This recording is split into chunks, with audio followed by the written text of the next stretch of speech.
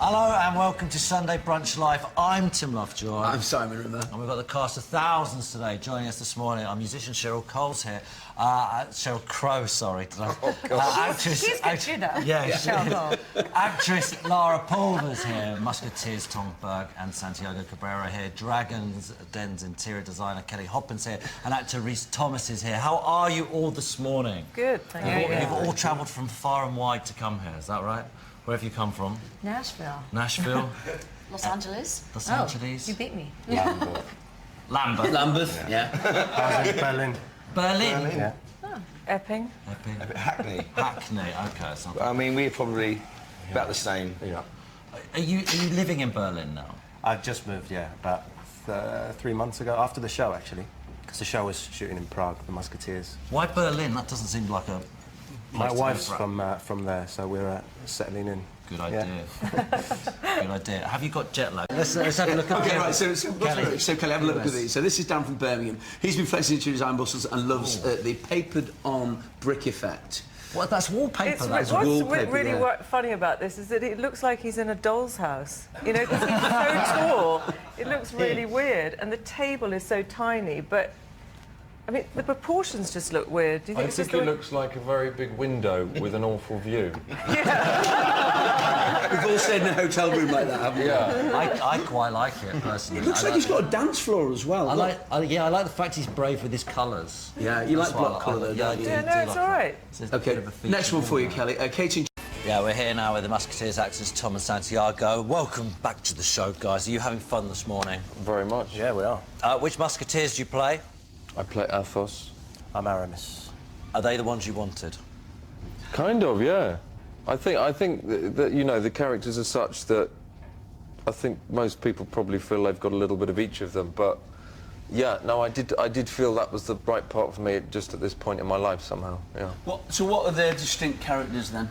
Well, Athos is he's a drinker and he drinks alone and he drinks to console himself and to feel sane. I'd be Athos. Yeah, I thought that, looking at you. And he's sort of the leader, he kind of takes charge, and he's a brilliant swordsman. Aramis is very charming, really enjoys life, relishes doing things. He's a great lover, good fighter. And Well, that's me then. I'll tell you what, let's have a little look at it. Let's have a look at the clip. Will he make it to Paris? He won't make it to the next village unless I get a chance to sew up that wound. We should leave the road and look for shelter. Not here. We'll ride on for a few miles and then find somewhere. Porthos isn't fit to ride anyway. Get him on the cart. Didn't you hear what I said? If we don't operate soon, he'll die. We'll wait till it's dark. What's the matter with you? Don't you care about Porthos? All right. I know somewhere nearby. Ooh, that's from tonight. We've had a couple of episodes already. If anyone hasn't watched it, where are we at? What's happening so far? Well, we've met. I think tonight we'll get a bit more insight into. There's something that's very much from the book, which is Athos has a dark past with There's his a history ex-wife. with Milady de Winter, who's our nemesis, really, and I think the first episode does set up that there's a connection between them, but tonight you see exactly the nature of that connection, that history. Is this the role that every Musketeer role every actor wants? You get to dress up, which is obviously good fun, right? Yeah. Ride horses, sword play. It's what it's about, being an actor. Absolutely, no. I mean, it's yeah. No, it's great. Yeah, it's great fun. You're on a hill on 8 o'clock in the morning and just got to canter down the hill and then go back up, and then you've got a sword fight. It's just great fun. How was your sword fighting and your horse riding prior to it? I think we've both done a bit of sword fighting at drama school. You kind of have to come out with a sort of certificate of safety that you're not going to just, you know, run at somebody with a sharp object. The horse riding, I think you were quite good actually, weren't you? I'd done a bit of horse riding before on certain jobs, but definitely got better on this. And the fighting's fun because you do drama school as well. You do sort of fencing style, but it's sort of based on that. It's a bit more raw, so you can have a bit more fun with it. It's kind of a bit wild and a bit I'd done rougher. a bit, but I'd never quite figured out how you stop. on the horse, but I mean, I could sort of, I was not confident about the brakes. But the costumes... How do you stop a horse? I think you just sort of pull. You think? The thing is, it became so natural at the end. You sort of do it without thinking. Right. And as a trio to go to boot camp to kind of to do all of this, there was, you know, all of you there together to learn how to fight swords. Yeah. Yeah. There was boot. Yeah, we had a 1-week boot camp. It was quite intense. We'd be getting up at 6 in the morning, and we'd even clean the horses' stables and put their saddles on. And It's a money-making idea, Tim. What's that? We do a Musketeers boot camp. That's it. Where's Kelly? Let's get her involved. And the costumes are, every time I'd had a costume fitting for anything really, no matter what the period or what the character, there was a part of me that always scanned the rail. You always get in and you see a rail with all this stuff on, and I always kind of scan the rail for something in dark leather. But you kind of, it's not always right for the character. You might be playing a priest. So on this, there was just a whole rail of dark leather. You're like, I'm going to be fine.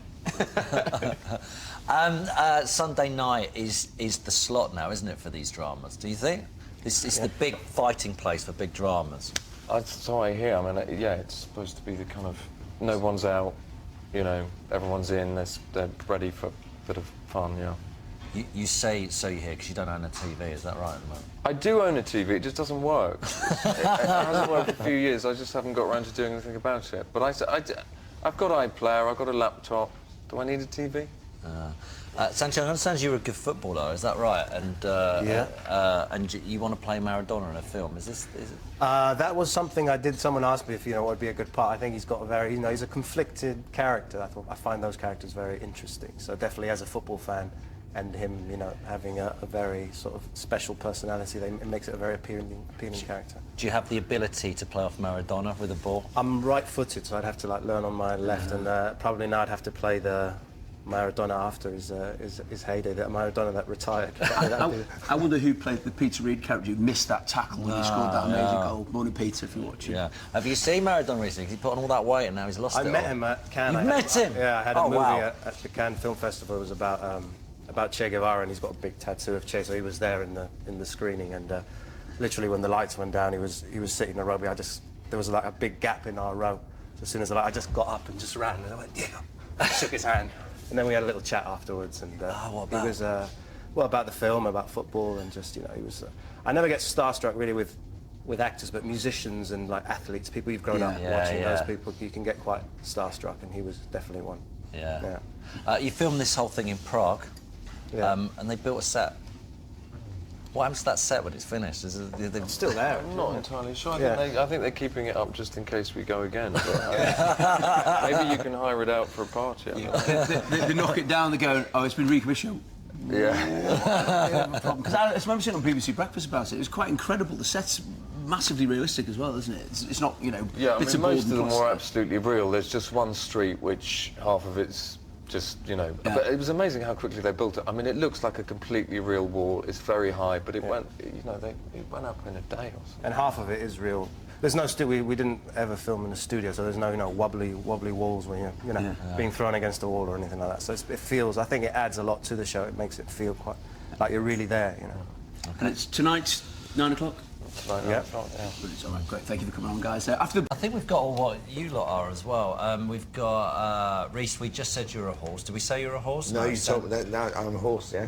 Santiago, you're a horse as well. Yeah. Tom, rooster. Rooster. What's a rooster? Oh gosh, What do they're they testing me now. I'm not sure. I think they quite like attention. Lara monkey. Like said Simon, ghost, you're a rabbit. Yeah, there's something kind of quite nice about having Make that. it more exciting. Yeah. I'm still thinking about doing my kitchen, talking about interiors. What you fancy?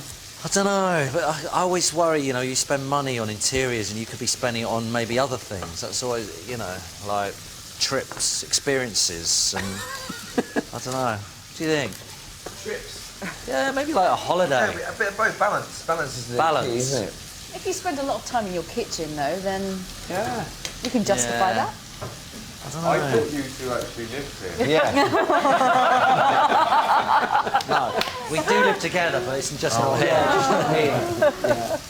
Well, if you're going to go kitchen, because I remember a while ago you said you quite fancied a modular kitchen where you can move it all. Yeah, I'd like that. Do they work, Kevin? Yeah, that's actually quite a good way of doing it. So, I mean, some of it's got to be stuck to the wall, but the middle bit can move around.